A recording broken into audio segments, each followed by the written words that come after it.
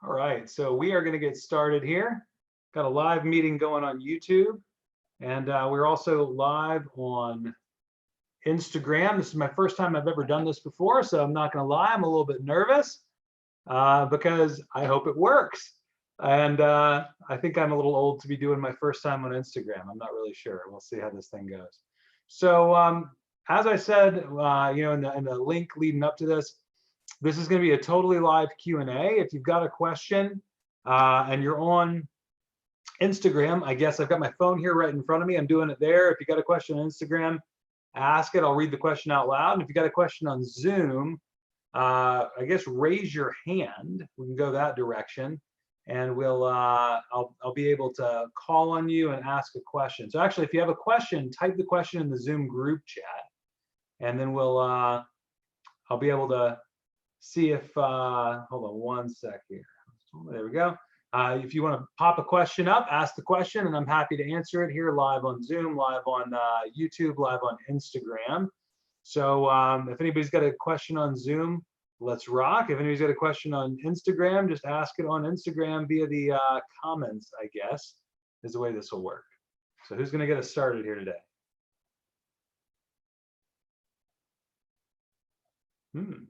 There we go. Kali, I've got you. So I'm going to unmute you so you can watch here, so you can ask your question. Yeah. So, am I unmuted? Cool. Yeah. So, my question is, what do you feel is the biggest strength of our organization? Biggest strength of our organization? Yeah, it's a great question. Thanks, Kali. I think our team right now. What's interesting is we've got on this call right now. We've got people from all different industries. We've got people from what I call my organization or my team, and I've got colleagues and friends who've got people on their teams. And I've kind of made this an open invitation to anybody who wants to learn. And it used to be that I kind of kept most of anything that I had to say to my team. And one of my why statements is I want to help people realize their true potential. I want to help people eliminate limiting beliefs. And if that's really why I work every day, then why should that be limited to the people who I work with? And so I think one of the strengths of our organization is our team has done a really good job working together to learn from each other. And through this whole experience right now, I'm seeing a really strong level of character and a really strong level of integrity where people are stepping up, helping each other, helping people who they don't have any reason other than it's the right thing to do to help. It's really easy to help people you make money off of or who do something for you. And it's harder to help people when it's just for the sake of helping people. And I just finished one of Mark Manson's books, and he talks about people being the ends, not just the means to an end. And I think that we have, as a group, a culture where we see each other as humans and we see each other as the reasons to do things, not see reasons that will help us. So I'd say that's something that's really been a big help for us. I got a question from Jacob on Instagram. If you could put a message on a billboard for the whole world to see every day, what would you put on there and why? Thanks for asking that. I love that question. I have a big framed quote in my office that says, "Those saying something can't be done should not interrupt the person in the process of doing it." And so I think that's a big piece of it for me. There's my dad actually got me this big frame poster that's up in my office, and it reminds me every day that the people who are saying things can't be done should not be so rude as to interrupt the people who are in the process of doing it. And I think that that's one of the reasons that people fail is because nobody ever believed in them. I think sometimes all somebody needs is a reason to believe. And so I think if we can be somebody else's reason to believe, it's a great way to grow. Zwania, I will unmute you here. You had told me a couple of weeks ago how to pronounce that, and I hope I got it right, but I don't know that I did. You didn't, but it's okay. I'm used to it. Say it again for me. I won't screw it up again. It's Swania. Swania, okay. Yes. And my question is, what is the biggest lesson you've learned throughout the years you've been working in the business? I think my biggest lesson I've learned I've been an entrepreneur for about 18 years in what we would consider the traditional business field, I guess, right? And before that, I really worked for myself for a long time too. And I was playing music. I didn't make any money if I didn't book my gigs, and I never really thought of it that way. But and then even as a bartender, a server, as somebody working in the service industry, I kind of worked for myself because if you don't work and you don't make money, you don't have a living, right? So I think the biggest thing that I've learned, I guess the biggest lesson, is radical accountability. Because we were just now rereading Stephen Covey's 7 Habits of Highly Effective People. And one of the things that he says in his book is, when you believe that the problem is out there, that's the problem. And I used to be a problem is out there kind of person. I was very problem conscious. And man, if I got a flat tire, I was the kind of person where that was like a reason for me to be pissed off and have a bad attitude. And it was like my excuse for failure for the rest of the month, probably, you know? And I would look at all the things that happened to me, and I would look at the world happening around me. And I think that radical accountability of I own it, successes and failures, is the biggest thing I've learned. Because how can you take credit for your successes if you're not willing to take accountability for your failures? And I actually just got a question, what's the most important attributes of successful leaders today? Just got that question on Instagram, and I believe it's the exact same thing. When you're a leader, leadership is not a matter of convenience. Leadership is not something that you get to turn on and off. If you accept the role of leader in any organization, you accept the good and the bad that comes along with it. One of the struggles I'm having with some of our political leadership right now is there's a it wasn't me hands-off approach to a lot of things. And for me, that's not okay. And you know, leadership means you own it. You own the good, you own the bad, you own every piece of it. And if you're going to be a great leader and you want to be remembered as a great leader, you take accountability. You know, if you want to see a great example of leadership through what we're dealing with right now, check out Andrew Cuomo. They've had a horrible time in New York. It's been brutal. It's been the worst place in the country. It's been one of the worst places in the world. And the guy is not succeeding at everything. He didn't stop what's happening in his state, but he led through a particularly tough time. And he did it with compassion, with openness, and with a willingness to say, you know, I don't know. I'm not positive I made the right call. I'm not always right. I will make mistakes, but I'm going to do my very best. And I think that is a great example of leadership. Let's see here. Rocky. Pull Rocky up here. Let Rocky ask the question. All right, Rocky, you're unmuted. Okay, so Adam, what was your biggest obstacle that developed you into the person? I think what he said is, what was my biggest obstacle that developed me into the person I am today? You know, I don't know that I had a biggest obstacle that was external. I'm going to go back to the same comment I made a minute ago, that my biggest obstacles were internal. My biggest obstacles that I ever had for myself were the things in my own head that kept me from believing that I deserved to be successful. And I think just growing up, I put a lot of limitations on myself based on what I believed, based on believing I deserved success, believing other people liked me. I felt an overwhelming need to be liked, and I would change myself really and adapt my behaviors for a lot of my life to be accepted. And it was a true weakness of mine, because I feel like, you know, I did see people as a means, not an end, because I was trying so hard to fit in, or trying so hard to get what I want. I am ambitious. And to me, I kind of saw people as an obstacle, and I saw people as a way to get what I wanted for a long time. Now that's changed a lot in the last, I don't know, 10 years. But one of the hardest lessons for me was self-acceptance, belief that I deserve to be successful, belief in myself, and the willingness to almost, I guess, look foolish and not have to fit in all the time. As soon as I stopped worrying about trying to be like everybody else and just got comfortable in my own skin, I was able to really get past and over a lot of those obstacles. I think any other obstacles that were in my way that were external, those are just challenges. And I think anybody who's successful in anything, I don't care what the endeavor is going to have some kind of obstacles from outside. And to me, that's not an obstacle. That's just the challenge. If there weren't challenges between you and what you wanted, there'd be no value placed in what you wanted, because you wouldn't appreciate it.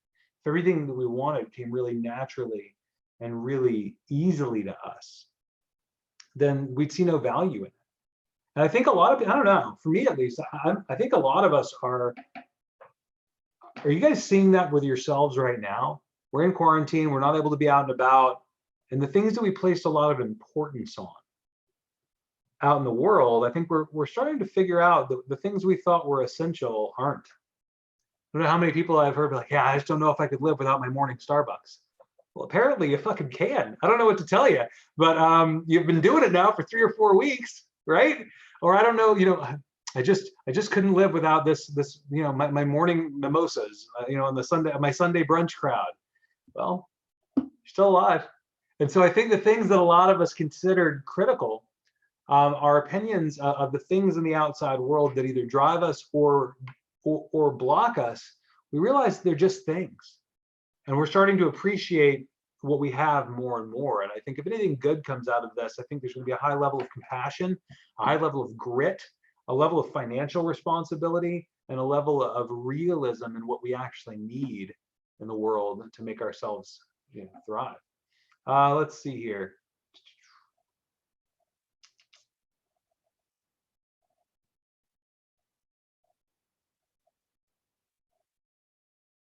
I have a question. Heather Love has her hands up, so I'm gonna unmute Heather. Hi, Heather. Hey, what was your main motivation to get healthy, and what were your biggest struggles in doing so? Mentally or physically healthy? Or a little bit of both? Physically. Physically. Or both, Okay. So Heather, I hear your accent. Are you from Boston? No, I'm from Alabama. I'm just kidding. Sorry, it was right there. All right, so Heather from Alabama, thank you. So main motivation to get healthy. I think I went over this on part of the last one, but I'll revamp on it a little bit. So I went to a doctor's appointment about 4 years ago, and I'm about to be 42 next month. So I was 38. I was having like some arthritis symptoms. I was having like stomach issues, allergy stuff. I'd been on like acid reflux medication, allergy medication for years. My blood pressure was high, my cholesterol was high, my triglycerides were high. And I was a little heavy, but I wasn't like in a situation where like looking at me, you'd be like, oh God, that dude's about to die. But but when they ran my blood work, it just wasn't good. And so the doctor I was working with at the time wanted to put me on medication for blood pressure, wanted to put me on medication for cholesterol, wanted to put me on medication for triglycerides. So it would be like 3 prescription medications on top of this arthritis medication I was taking, on top of the heartburn medication I was taking that I've been taking for like a dozen years, on top of the allergy medicine I was taking. And I just took a hard look in the mirror. I'm like, why am I just treating symptoms? I'm just going to keep medicating myself into oblivion. I don't even know what the interactions are. And it's been so long since I didn't have medications in my systems that I just needed a reset. So I asked him, I was like, if I don't do this like now, am I going to drop dead? I mean, he's like, I can't make any promises, but probably not. And because, hit by a bus or something. But, the fact is it was pretty unlikely that I was going to not, make it out of that. And so I said, give me 6 months. Let me see if I can work on this through exercise, through meditation, through diet. And so I started going to an acupuncturist. If anybody's looking at Atlanta, a guy named Josh Saul, he's awesome. He's got it's called Sun Wellness. He and his dad practice together. His dad's as a chiropractor. And I was like, I want to take a natural approach to this. So I went in for acupuncture. For anybody who knows me, I'm terrified of needles. If my dad is watching this, because sometimes he does, he remembers me getting a shot one time when I was, I think, in like 6th grade. And I think there were like 7 nurses had to pry me off the ceiling.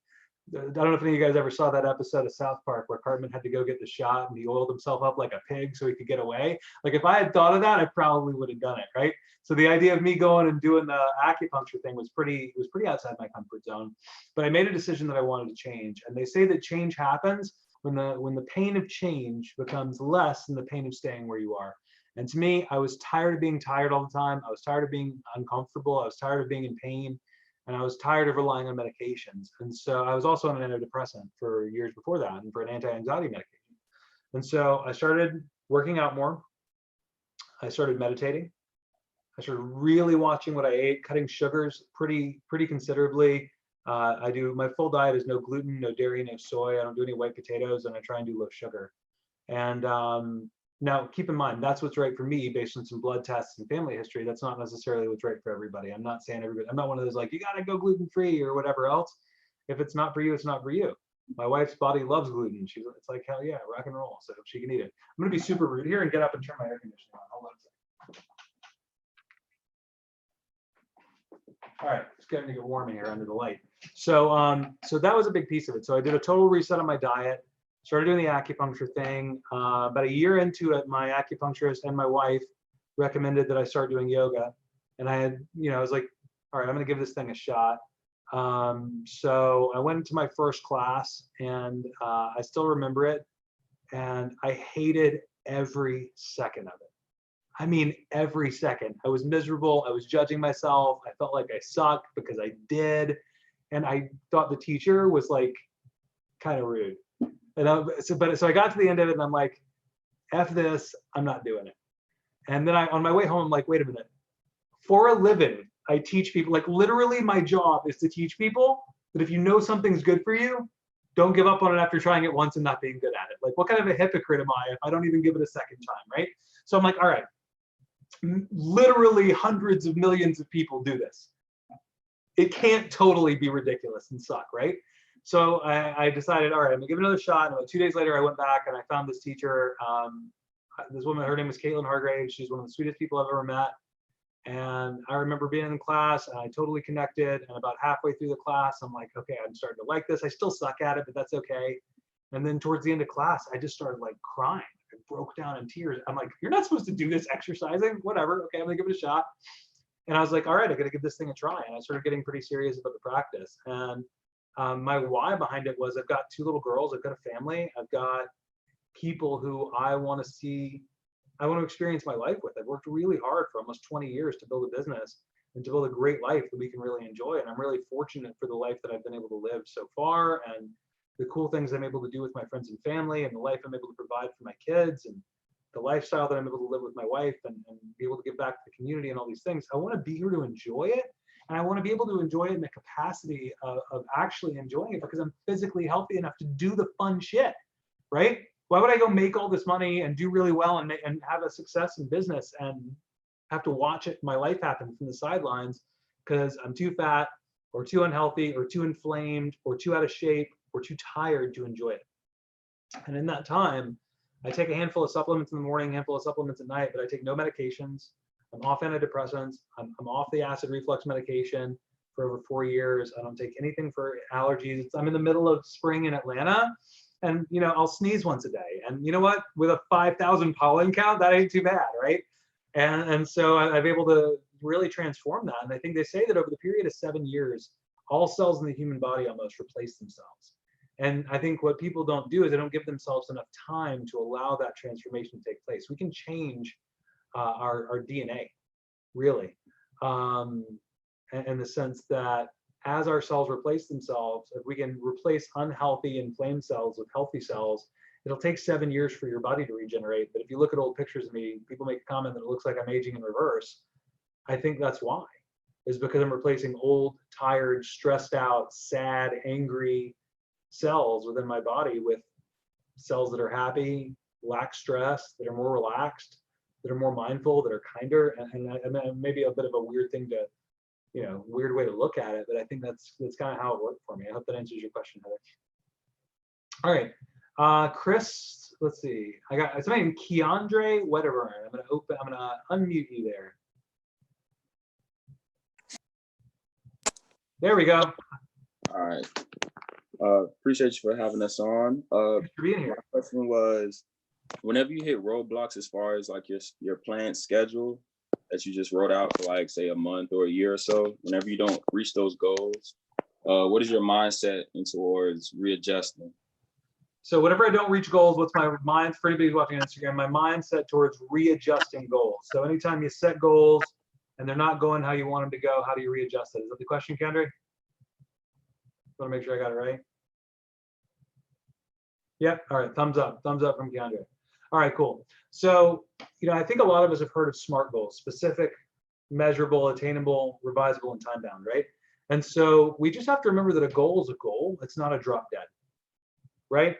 So I think there's 2 different ways that you can look at goal setting. One is a lot of people set goals way too high in the sense that they set them in a way where it's all or nothing. It's do or die. If I'm not making $1 million a year by the time I'm 30 years old, I give up. Well, what happens if you're making $900,000 a year by the time you're 30 years old? You're going to quit? Because that's a pretty damn good living as far as I can tell, right? So they have this like set thing that's like, it's do or die. I have to reach this level of success by my ex birthday or my mom's anniversary, or I don't know, whatever the hell that they put in there, right?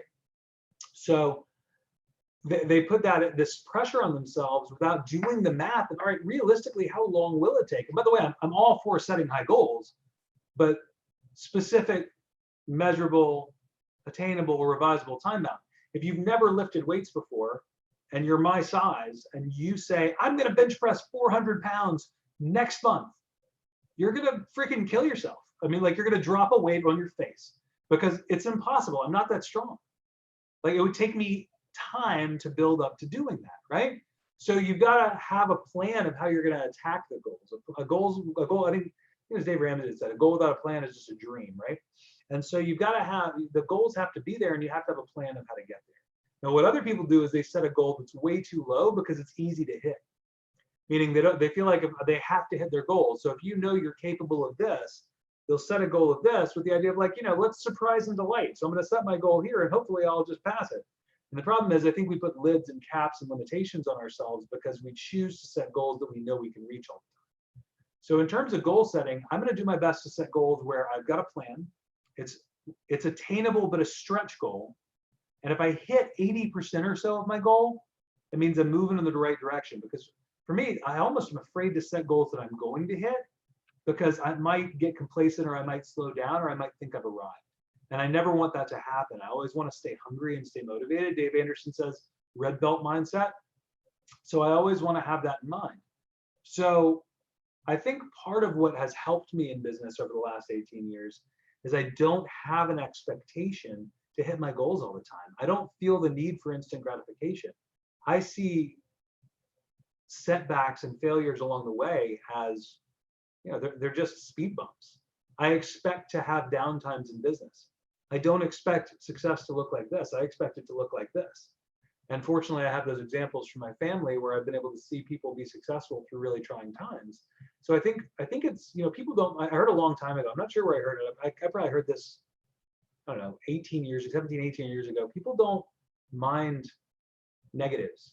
They just don't like surprises.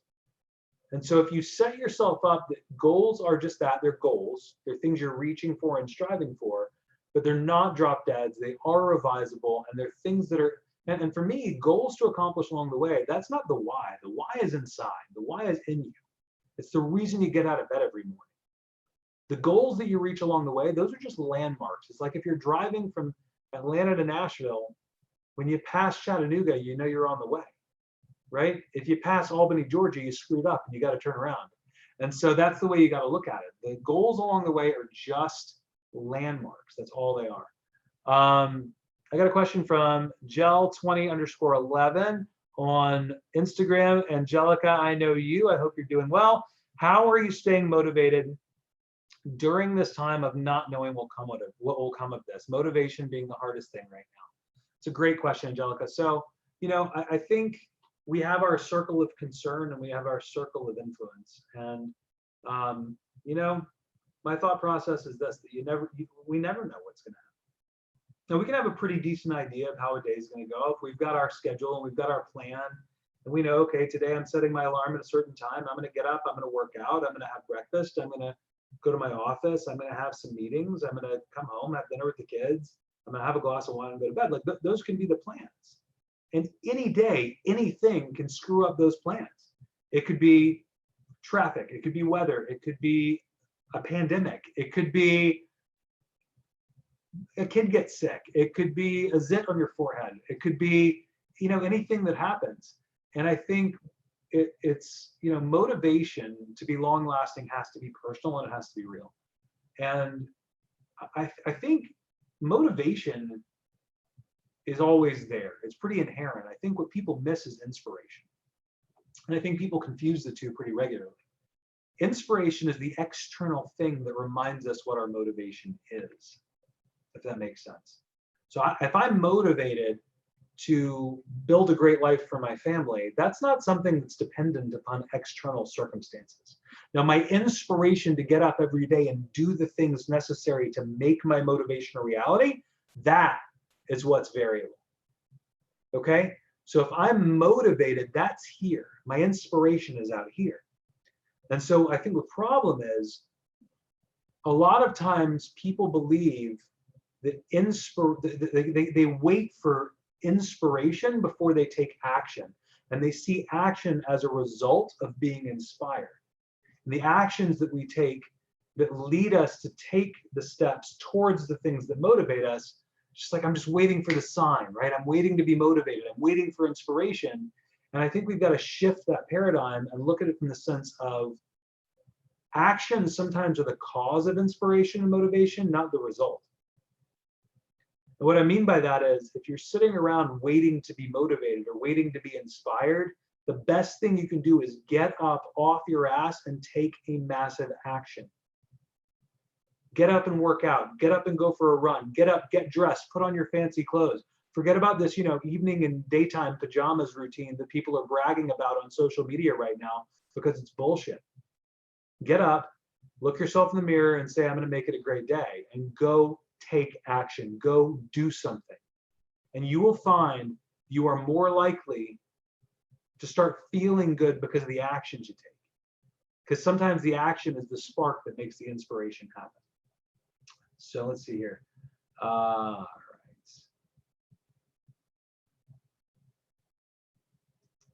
Find somebody. Jasmine from Tui's office has her hands up in Alabama. Let's see. Oh, whoops. Jasmine, I just accidentally erased where you were. So Jasmine, ask your question, please. Hi, Adam. Thank you for your time. I wanted to ask, being a successful person in the business like you are, I just wanted to know, when you connect with other strong leaders, what are the kind of questions you ask for more learning and growth? So for anybody watching on Instagram, Jasmine's question is, when I connect with other strong leaders, what are the questions that I ask them to continue my own learning and growth? Did I get it right, Jasmine? Yeah. All right, cool. Just making sure. Thank you. All right. So when I connect with other strong leaders, what I try and do, and it's hard for me because of my personality type, I'm a big talker and I like to engage a lot, is I try and shut up and watch what they're doing. And I think you can learn a lot just by watching people who are really successful. And what I try and do, my approach when I'm trying to learn from other leaders or other successful people, is I want to take a step back. I want to watch their decision making. I want to see what they do. And then later, I want to ask them why they made the decisions they made. And one of the things that I like best, when I have leaders in my office who I'm training, people who I'm trying to teach, one of my favorite questions that I get from anybody, and by the way, this took me years to be comfortable with, because it used to almost like assault my ego, was, why did you do that? And it's all about how we look at ourselves, right? So if I'm looking at myself as I got to be the boss, and somebody asks me, why did you do that? I'm going to look at it like somebody's questioning my authority, right? If I look at myself as it's my job to inspire, motivate, teach, and develop other people, and somebody asks me, why did I do that? I'm going to look at it as somebody is genuinely curious why I made the decision I made, so that they can learn. Because if I made a decision and it went really well, and they ask what my thought process was that went into that decision, well, they want to know how to make a decision that went the same way. If I make a decision and everything goes sideways and screws up and it's a giant train wreck, well, it's still ask me why I made the decision, because then maybe you won't make it, right? And so that's really what my approach is. When I see successful leaders, when I look at people leading successfully through any kind of change or time or trying situation, I'm going to shut up and I'm going to watch, and then I'm going to ask, walk me through how you got to that conclusion, because I am genuinely curious. Now, I will tell you, if you're working for somebody else, if you're an employee of someone, or if you're on someone else's team, I highly recommend being aware of how you ask that question. It took me probably 12 or 13 years to get comfortable with somebody who's being like, why did you do that, without getting defensive. So there are two magical words that I learned at an emotional intelligence class, that when you put them at the front of a question, it changes the way that question is heard. And those two words are, I'm curious. Hey, Adam, I'm curious why you did this. The thought process that went into it. How did you make the decision that this was the direction you wanted to go? And that's like, oh, cool. Well, since you're curious, let me answer your curiosity. And so that's generally how I approach other leaders when I see them making great decisions. Jasmine, I hope that answered your question. TJ. Well, Where is it? There he is. TJ from Charlotte, North Carolina. What's your question? I'm gonna take a drink of my drink. So, Adam, if you can do it all over again, what would be the one thing that you would do differently and why? If I could do it all over again, what's the one thing I would do differently and why? Okay, so if I could do anything in my life over again, the thing I would do differently and why is I would slow down, have more fun, and stop worrying about the outcome so damn much. My whole life, up until about the last 2 years, I have been so focused on what's next that I couldn't enjoy what's now. I was so ready for my cake that I didn't enjoy my steak, if you want to put it in a really simple way. And you know, I rushed through things. I pushed my way through things. I hurried my way through things because I was so focused on trying to think of whatever was next. So if I could change one thing about my trajectory in life, in business, and anything, is I would slow down and learn to love the process more than I did. I spent so much of my time thinking about what's next. My head was moving 1,000 miles an hour, but I forgot to just slow down and enjoy it. You know, it's my daughter's birthday today, and one of the things that I've really admired about her since she was really little is she is literally, in the most literal sense, she is a stop and smell the roses kid.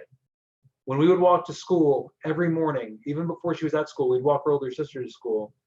We would have to leave early in the springtime because she would stop and smell every flower along the way. And I don't know where she got it. I guess it's from her mom, because it sure as hell isn't from me, but I respect it so much. And it's one of the things that I love most about her is that she truly treasures and values each moment. So I think that's something that I would definitely change. I have a question from Brittany Harrison in Atlanta. So I am going to unmute her. Brittany, ask your question, please. It was kind of along the lines of Angelica's, kind of what keeps you motivated through this time, and just keeps the momentum going on your end. Repeat it one time. You broke up a little bit. Sorry, or maybe it was me. What keeps you motivated during this time and like keeps the momentum going for you to continue to do your daily list of things that you do? Okay, so how do I keep the momentum, and how do I make sure I keep doing the things that I know are good for me? Yeah. Okay, that's a great question, because I think, you know, in all honesty, I just got to make myself do it, right? I think a lot of times, you know, things are going well. You know, I can skip my mindset routine today. I can skip doing Book of Awakening today. I can skip, you know, gratitude today. I can skip my prayer today. I can skip meditation today. I can skip working out today. I can skip yoga today, whatever it is, right? And I think when we allow ourselves to believe that we are greater than those things, we fall into a pretty deep hole of trying to think of the right way to put it, almost where it's almost arrogant. And I think when we start thinking that we're above the need to be grateful or the need to set ourselves up for the day, it's like, you know, you lose track of your carefulness. It's like, for me, it's almost the reason that most skiing accidents happen at the end of the ski day, right? There's like, one more run, and you're already tired, and you're not thinking about it. Your confidence is high because you've had a good day. Boom, that's when somebody falls and hurts themselves because they lose focus and they're not paying attention. It's like cutting yourself with a dull razor or a dull knife because you're pushing too hard. And for me, I think when I lose sight of needing to do those things, I lose the drive to do them, and I lose the benefits of them. So it's about consistently reminding myself that I'm going to do it because I said I would do it. And so what I did is I actually have a spreadsheet in Google Spreadsheets that I keep for myself. I call it my daily goal tracker. That's my accountability, where I can pull up and see, all right, did I read Book of Awakening today? Did I do my mindset routine today? Did I fast 14 hours today? Did I do stretching, exercise, or yoga today? Did I meditate today? And did I do my skincare? Because I was starting to get these things and I don't like them, so I'm working on it, right? So those are my things that are on there. And then I also have separate tabs for my fiction books, my nonfiction books, my TED Talks, my videos I'm watching, every hour of yoga practice I do, and every workout I do. And then a lot of my team has access to view that document so that they can keep me accountable for walking my talk, and they can never say that I'm full of shit. So for me, part of it is just I need that accountability, because by nature, I'm more likely to lay in bed. And so I got to push myself to not do it. Let's see here. Amanda D'Souza. I have a question from Amanda. Amanda, what you got? Amanda, are you there? Yes, I was just gonna ask, what's your personal definition of success? All right, so Amanda's question is, what is my personal definition of success? I heard this years ago, and I kind of modified it to be my own. But for me, personal definition of success is creating amazing experiences with the people you care about.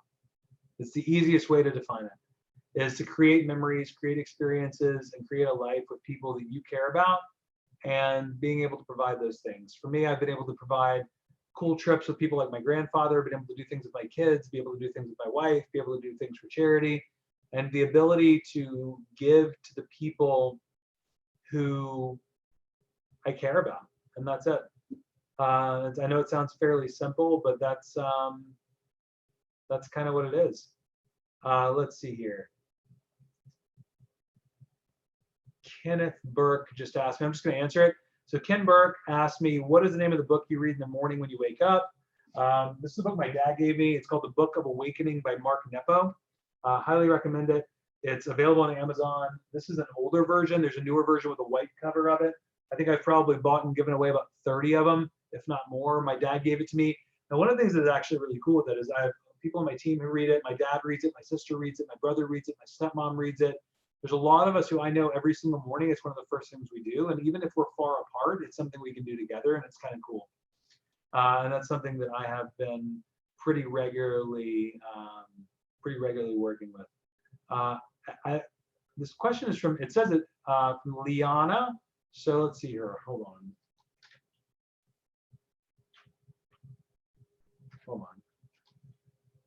I'm gonna unmute you there. Liana, go for it.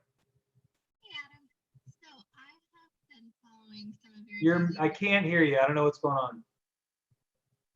Let me fix my audio. Is that better? All right, I'm gonna have to come back to you because for some reason I'm not able to hear you. All right, let's see here. All right. Jay is J-A-I is the name. So I think it's Jay. Jay, is that you? Yes. Is it Jay? It's Jay, right? Yes. All right, cool. So, hold on a second. You're good. Hey, we're all working from home. I get it, man. It's her birthday. She's wilding out. Oh, it's my daughter's birthday too. Tell her happy birthday. Oh, okay. How old? 2. Cool. Congrats.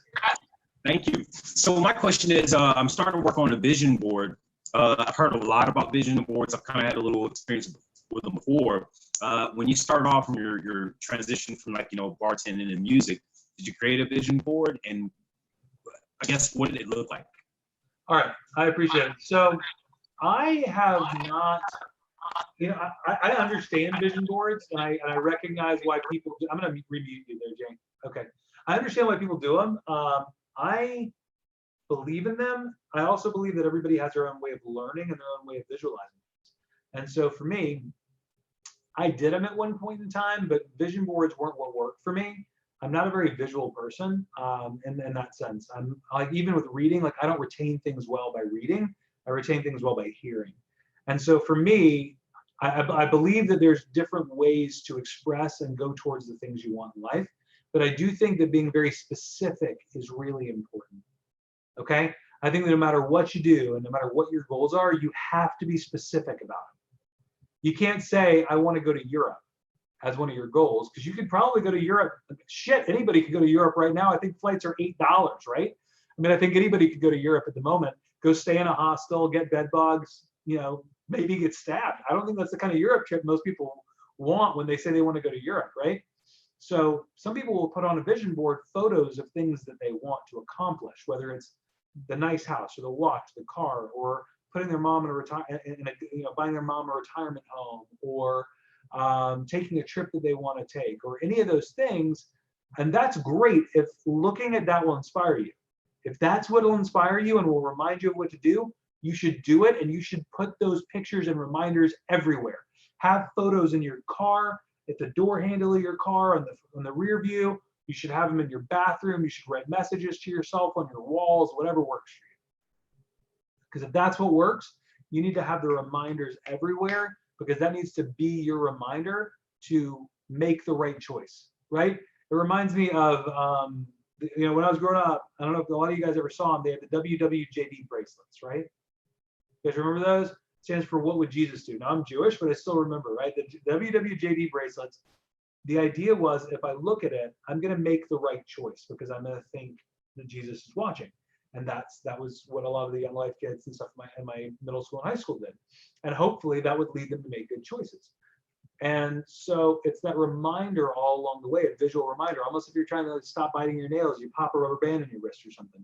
For me, I'm an auditory learner and I'm a conversational learner. The way I remember things, the way things embed into my heart, into my brain, into my head, into my spirit, into my psyche, everything is by talking about it and having conversations that will cement themselves into reality for me. And so for me, I love to sit down with people who are successful, who are smart, and I want to pick their brains. I want to talk to them about what I want to do. I want to hear what they want to do. I want their feedback. I want them to pick my plan apart and tell me all the holes in it. And as we start to talk about the things we want to accomplish in life, it gives me something to remember. I'll go back to those memories, those conversations. And then what I'll do is I'll call my shot. I'll say I'm going to do something. Now, I don't necessarily say by when, but if I say I'm going to do something, because I'm a person of honor, I have to do it. And so for me, calling my shot and being accountable is what makes me do that. For some people, it's about a vision board. And if you're visually reminded of things, again, post that everywhere you can possibly think of. Liana, you're unmuted. Did we fix your audio? I sure did. There we go.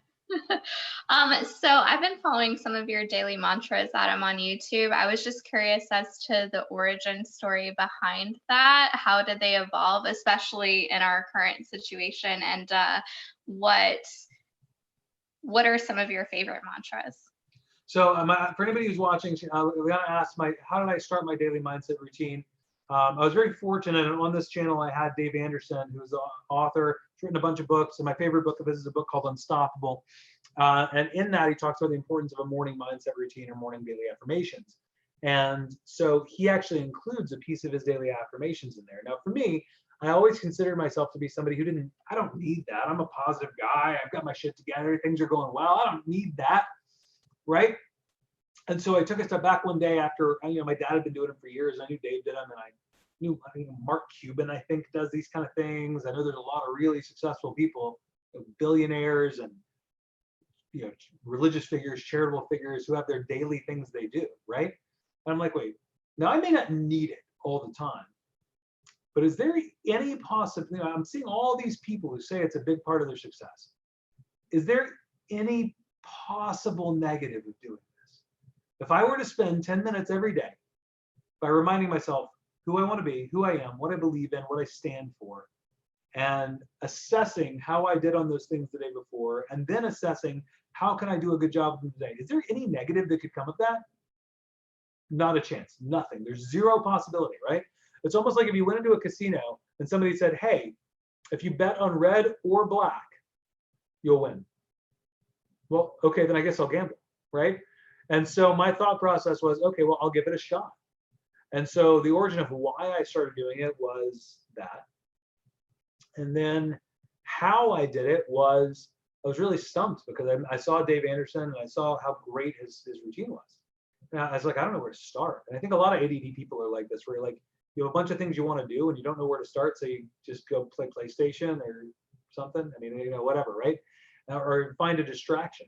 And so for a long time, I just didn't have anywhere to start. So I was distracted. And so I called Dave one day and I said, this is what I want to do, but how do I start? And he just goes in his big booming voice, well, Adam, I recommend that tomorrow morning you sit down with your morning coffee and you write down something you believe in. And then the next day, you read the one from the day before and you do it again. And then in a month, you should have about 30.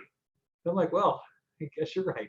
So that's what I did. And then it's been, years of refining it. I've got 37 things that are on there right now. And every day they hit me differently. My first one is, you are a powerful creator. What you say, it says, I'm a powerful creator. What I say. what I think manifests into reality in the world, and I must be cautious to think and say only the things that I want to be real. And so instead of thinking, because by nature, I'm very much a worst case scenario person. I think about all the shit that can go wrong. And so it inspires me to think about all the things that can go right. And that's been a game changer for me. And then, you know, just really the idea of how you treat people. I believe every person that you meet is someone's son or daughter. And so I'm going to strive to treat everybody I come in contact with light and joy and positive energy, and try and bring light and joy into the world. And I'm going to treat people the way I want somebody to treat my kids. And so those have been big changes for me over the last 4 or 5 years. Ken Burke had another question from someone who he works with. So let me unmute Ken so he can ask this question. And Ken, let's see here. Unmute. You are unmuted, sir. Hey, how we doing, Adam? Good. How are you? Good, good. So one of my new starts had a question. They asked if you have any coping mechanisms for anxiety related to the current condition with COVID. All right, awesome. So Ken says that somebody he works with, somebody on his team who he's responsible for teaching and mentoring, had questions about how do I deal with stress, anxiety, or coping mechanisms with everything that's going on with COVID, with coronavirus and everything else. And my answer to this is, it's the same exact coping mechanisms I have for dealing with anything else that I can't control, right? And even if you're not a religious person, there's the idea of the serenity prayer. Most of you guys probably know it. It is, God, grant me the serenity to accept the things I cannot change, to change the things I can, and the wisdom to know the difference. And I think that wisdom to know the difference is a huge piece. And whether you're a believer or not a believer, whether you're religious, not religious, I think this is something that we all can hold true, which is there is a lot in the world that we can't control. The thing we can control is how we respond to it. Now, attitude and coping are like muscles. They're not things that happen overnight. It takes years to learn not to do it. One of the most famous stories of this is something that actually, it's in 2 different books that I'm reading back to back, which is interesting. I just read Mark Manson's Everything is Fucked, and I'm reading why Buddhism is true right now. And it's not a religious step, it's about the benefits of mindful meditation. And both of the books mention the scene from a photograph from the Vietnam War where a Buddhist monk set himself on fire and sat in complete stillness as he burned to death, which is a pretty graphic and gruesome image. Actually, I think it won the Pulitzer Prize that year for photography and for journalism. But the point is, the mind is extremely powerful. And the understanding of how we can't control our mind, but we can learn to quiet it. And so when I first started doing meditation, I use an app called Calm. There's also one called 10%. There's one called Headspace. They're all great. And the thing that a lot of people have in their head is, I suck at meditating. Well, yeah, everybody sucks at meditating.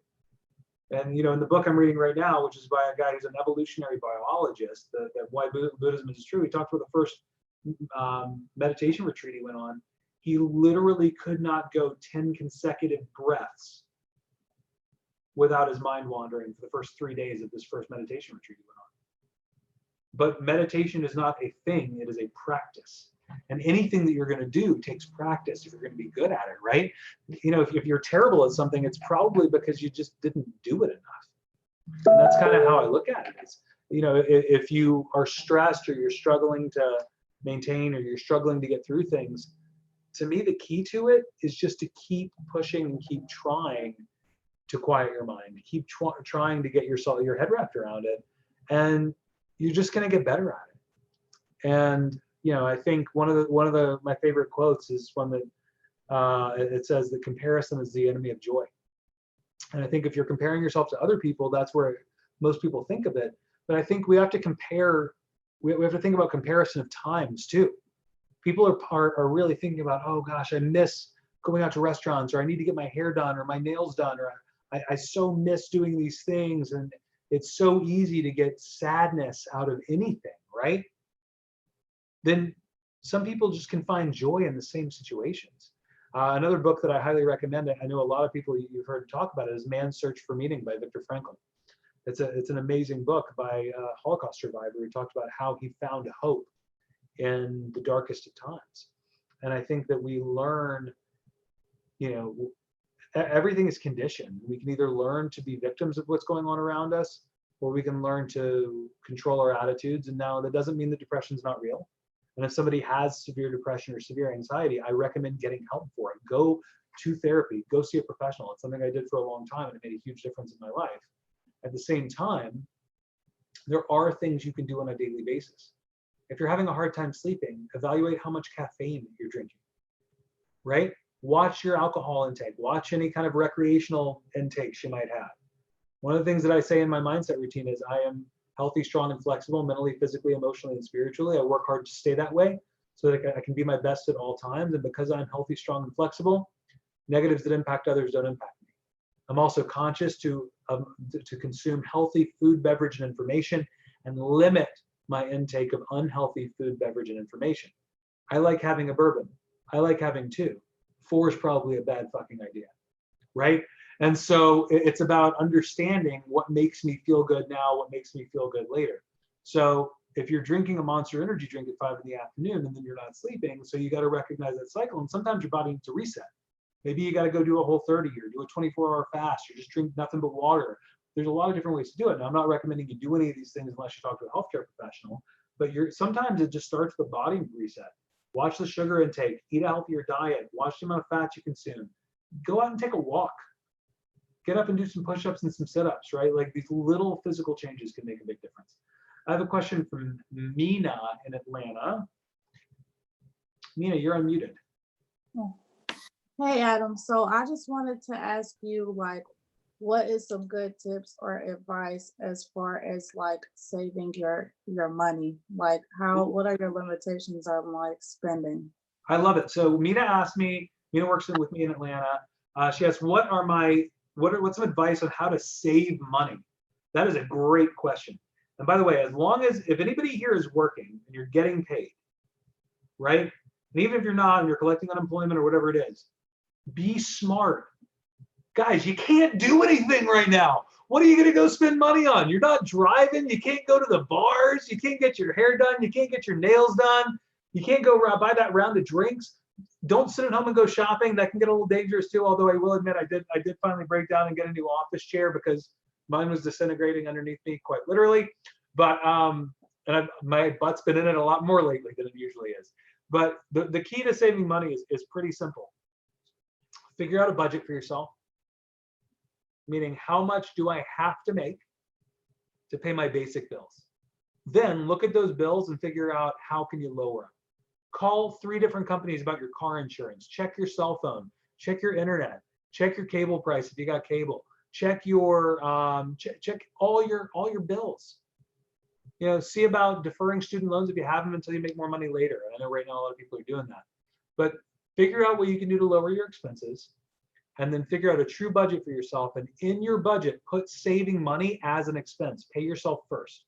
And what I mean by that is if you want to save X amount of dollars, put $100 or $50 or $25 or whatever you can do, some $300 into your budget so that you force yourself to think, I need to make this much money, even though you only need to make this much. And then I would have 3 bank accounts. I would have your savings bank account. I'd have a day-to-day checking bank account that your debit card's hooked up to. And then I'd have your bills bank account. And then I would have your direct deposit from your work go into your bills bank account. Figure out exactly what your bills are. Give yourself an allowance for spending on food, on gas and entertainment, and move that to the debit card. Okay? And then move everything else to savings. All of it. Every week gets moved to savings. Okay? And then the rule is you can't touch savings and you can't touch the bills account. So if you give yourself $150 a week for food, for gas, for entertainment, if it's Thursday and you got $2 left in that bank account, sorry, ramen, right? You can't dip into the bills, you can't dip into the savings. Now, if you don't use it all one week and you want to carry some over for the next week, great. If you know there's a concert or a festival you want to go to, then don't spend all your entertainment money. Save it, save it, save it. That account will grow. And then set goals for yourself around the savings account. And what I mean by that is, let's say there's a new purse you want to buy or a new suit that you want to get, or you're trying to get a new car, or you're trying to do any of these other things, set goals for yourself that when your savings hits a certain amount, that's your floor. Savings cannot go below that. I call it the OSF. That's the oh shit fund. That's what savings is for. Okay? So the OSF has to be here. And then you set some different limits for yourself above that. But let's say that you want to have $3,000 in your nest egg, just in case, right? I got a $3,000 cash for now, or $5,000, or whatever that you decide that it is, right? My recommendation is get to a point where you have 6 months of all your bills in cash in the bank, period, so that you could go 6 months without making a dime. One of the reasons I was able to retain part of the staff that I have in my team right now is I am able to not take a paycheck for a long time if I have to be able to keep my team on. So if I'm able to not pay myself, it means there's 3 more people or 4 more people that, because of what I'm used to being able to pay myself, that I can keep on my team and keep them fed for an extended period of time. So that's how I look at it, right? And so you set that savings aside and then set rewards for yourself. So let's say that your floor is $3,000 and there's a new suit. You want to get 2 new suits and 3 new shirts to spruce up your business wardrobe. Well, let's say it's going to cost $500. When you get to $3,500 in your savings account, withdraw $500 and go shopping. Reward yourself with it. There's a trip you want to take your mom on a trip somewhere, and the trip's going to cost $1,500. Well, when you get to $4,500, you get to take the trip. But recognize where the floor is. Don't ever touch that money. Set goals and rules for yourself of how you're going to use it. And then don't touch the bills account. Entertainment's entertainment. So I'm going to stop the questions now. So hopefully, guys, this was helpful. I really appreciate everybody tuning in. We had about 220 participants live on Zoom today. I don't know if we had anybody watching on YouTube or not, because I'm not really able to see it. We had some people watching on Instagram. So thanks for tuning in. Thanks for listening. If you have more questions, feel free to send me a direct message, and I will talk to you guys soon. And thanks for the happy birthday messages to my kid.